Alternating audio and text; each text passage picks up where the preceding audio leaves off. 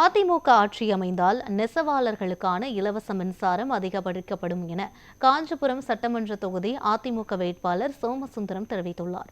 காஞ்சிபுரம் சட்டமன்ற தொகுதி அதிமுக வேட்பாளர் சோமசுந்தரம் நெசவாளர்கள் அதிகம் வசிக்கும் பகுதியான பிள்ளையார்பாளையம் பகுதியில் வாக்கு சேகரிப்பில் ஈடுபட்டார். வாக்கு சேகரிப்பின் போது திரளான பெண்கள் மற்றும் பொதுமக்கள் மலர்கள் தூவியும் ஆரத்தி எடுத்தும் அவருக்கு உற்சாக வரவேற்பு அளித்தனர்.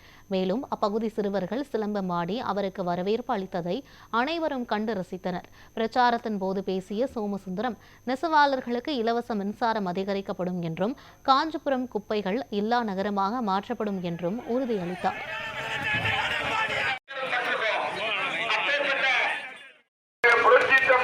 எடப்பாடியார் நெசவாளர் மக்களுக்காக இன்னைக்கு அந்த மின்சாரத்தை அதிகமாக இலவச மின்சாரமாக கொடுப்பதற்கு தேர்தல் அறிவிப்பிலே அறிவித்திருக்கிறார். நம்முடைய புரட்சி தமிழ் அண்ணன் எடப்பாடியார் முதலமைச்சரான பிறகு கிளீன் காஞ்சி என்ற ஒரு திட்டத்தை உருவாக்கி 2 முறையும் இந்த பகுதியில் இருக்கக்கூடிய அந்த குப்பைகளை வாழ்வதற்கு உண்டான நடவடிக்கை எடுக்கப்படும்